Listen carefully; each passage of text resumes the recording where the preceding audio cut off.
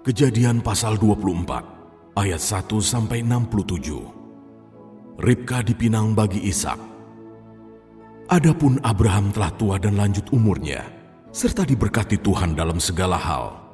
Berkatalah Abraham kepada hambanya yang paling tua dalam rumahnya, ia menjadi kuasa atas segala kepunyaannya.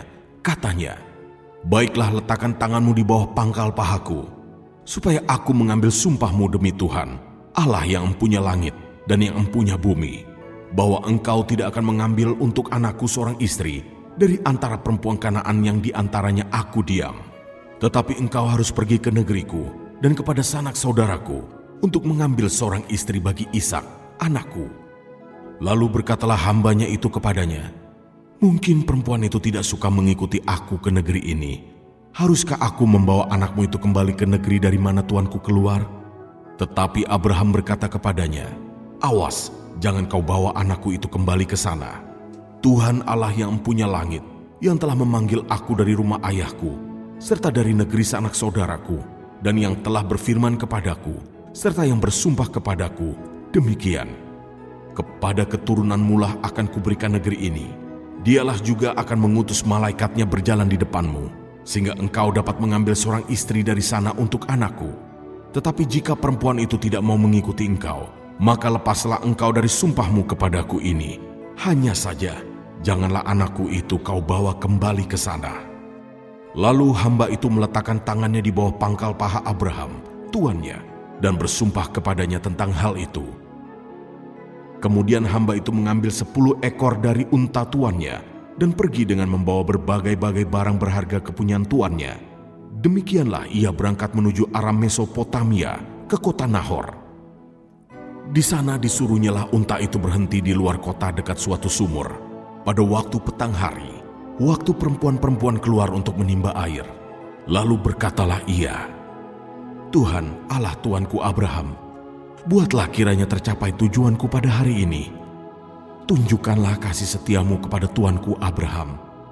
Di sini aku berdiri di dekat mata air, dan anak-anak perempuan penduduk kota ini datang keluar untuk menimba air.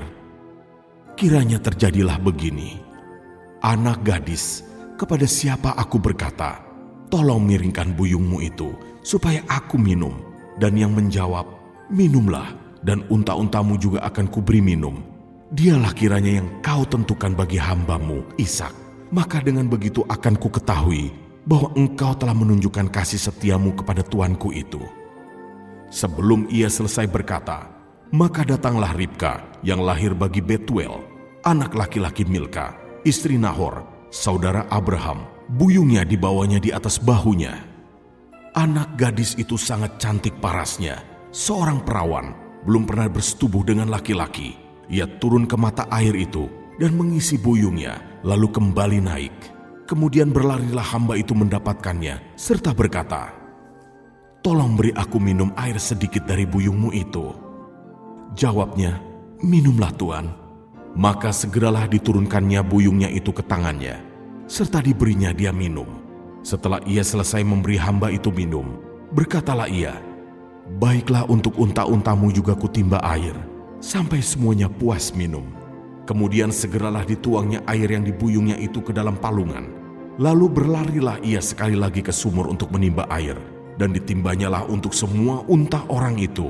Dan orang itu mengamat-amatinya dengan berdiam diri untuk mengetahui apakah Tuhan membuat perjalanannya berhasil atau tidak.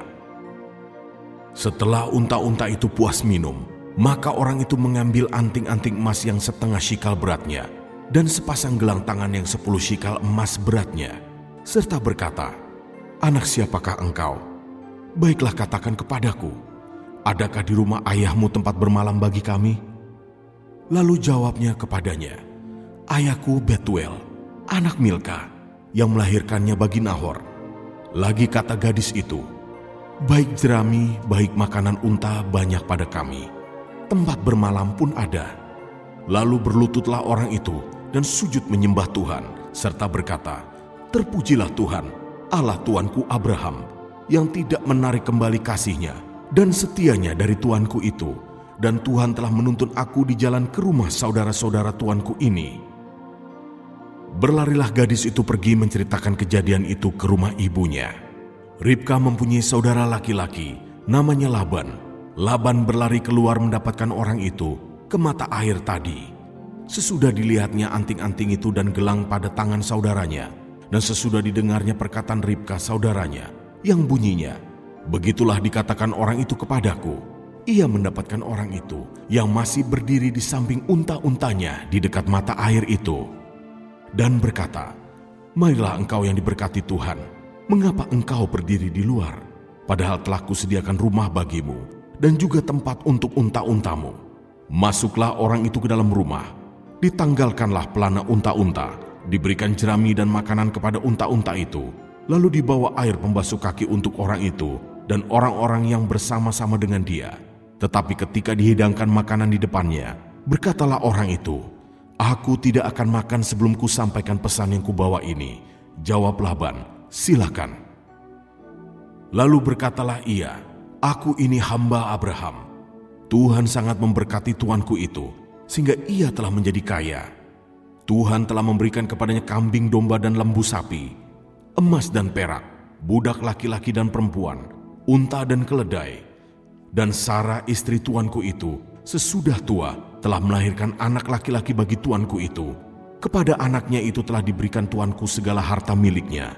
Tuanku itu telah mengambil sumpahku, engkau tidak akan mengambil untuk anakku seorang istri dari antara perempuan Kanaan yang negerinya kudiami ini. Tetapi engkau harus pergi ke rumah ayahku dan kepada kaumku untuk mengambil seorang istri bagi anakku." Jawabku kepada tuanku itu, "Mungkin perempuan itu tidak mau mengikut aku." Tetapi katanya kepadaku, "Tuhan yang di hadapannya aku hidup, akan mengutus malaikatnya menyertai engkau dan akan membuat perjalananmu berhasil, sehingga engkau akan mengambil bagi anakku seorang istri dari kaumku dan dari rumah ayahku. Barulah engkau lepas dari sumpahmu kepadaku. Jika engkau sampai kepada kaumku dan mereka tidak memberikan perempuan itu kepadamu, hanya dalam hal itulah engkau lepas dari sumpahmu kepadaku. Dan hari ini aku sampai ke mata air tadi, lalu kataku, Tuhan, Allah tuanku Abraham, sudilah kiranya engkau membuat berhasil perjalanan yang kutempuh ini. Di sini aku berdiri di dekat mata air ini, kiranya terjadi begini. Apabila seorang gadis datang keluar untuk menimba air, dan aku berkata kepadanya, tolong berikan aku minum air sedikit dari buyungmu itu. Dan ia menjawab, minumlah, dan untuk unta-untamu juga akan kutimba air. Dialah kiranya istri yang telah Tuhan tentukan bagi anak tuanku itu. Belum lagi aku habis berkata dalam hatiku, Ribka telah datang membawa buyung di atas bahunya, dan turun ke mata air itu, lalu menimba air. Kataku kepadanya, tolong berikan aku minum. Segeralah ia menurunkan buyung itu dari atas bahunya, serta berkata, minumlah, dan unta-untamu juga akan kuberi minum. Lalu aku minum, dan unta-unta itu juga diberinya minum. Sesudah itu aku bertanya kepadanya, anak siapakah engkau? Jawabnya, ayahku Betuel anak Nahor, yang dilahirkan Milka. Lalu aku mengenakan anting-anting pada hidungnya, dan gelang pada tangannya. Kemudian berlututlah aku dan sujud menyembah Tuhan, serta memuji Tuhan, Allah tuanku Abraham, yang telah menuntun aku di jalan yang benar untuk mengambil anak perempuan saudara tuanku ini bagi anaknya. Jadi sekarang, apabila kamu mau menunjukkan kasih dan setia kepada tuanku itu, beritahukanlah kepadaku, dan jika tidak, beritahukanlah juga kepadaku, supaya aku tahu entah berpaling ke kanan atau ke kiri. Lalu Laban dan Betuel menjawab, semuanya ini datangnya dari Tuhan. Kami tidak dapat mengatakan kepadamu baiknya atau buruknya. Lihat, Ribka ada di depanmu. Bawalah dia dan pergilah, supaya ia menjadi istri anak tuanmu, seperti yang difirmankan Tuhan. Ketika hamba Abraham itu mendengar perkataan mereka, sujudlah ia sampai ke tanah menyembah Tuhan. Kemudian hamba itu mengeluarkan perhiasan emas dan perak, serta pakaian kebesaran, dan memberikan semua itu kepada Ribka. Juga kepada saudaranya dan kepada ibunya diberikannya pemberian yang indah-indah. Sesudah itu makan dan minumlah mereka, ia dan orang-orang yang bersama-sama dengan dia, dan mereka bermalam di situ. Paginya sesudah mereka bangun, berkatalah hamba itu, lepaslah aku pulang kepada tuanku. Tetapi saudara Ribka berkata, serta ibunya juga, biarkanlah anak gadis itu tinggal pada kami barang 10 hari lagi, kemudian bolehlah engkau pergi. Tetapi jawabnya kepada mereka, janganlah tahan aku, sedang Tuhan telah membuat perjalananku berhasil. Lepaslah aku, supaya aku pulang kepada tuanku."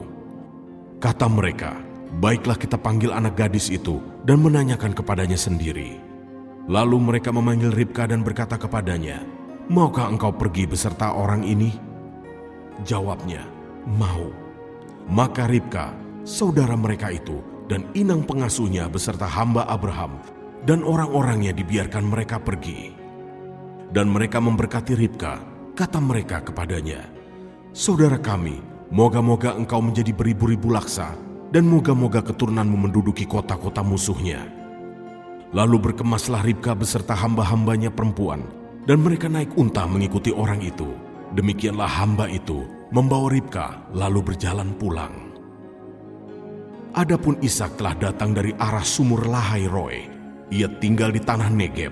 Menjelang senja, Ishak sedang keluar untuk berjalan-jalan di padang. Ia melayangkan pandangnya. Maka dilihatnyalah ada unta-unta datang. Ribka juga melayangkan pandangnya, dan ketika dilihatnya Ishak, turunlah ia dari untanya. Katanya kepada hamba itu, "Siapakah laki-laki itu yang berjalan di padang ke arah kita?" Jawab hamba itu, "Dialah tuanku itu." Lalu Ribka mengambil telekungnya, dan bertelekunglah ia. Kemudian hamba itu menceritakan kepada Ishak segala yang dilakukannya. Lalu Ishak membawa Ribka ke dalam kemah Sarah, ibunya, dan mengambil dia menjadi istrinya. Ishak mencintainya, dan demikian ia dihiburkan setelah ibunya meninggal.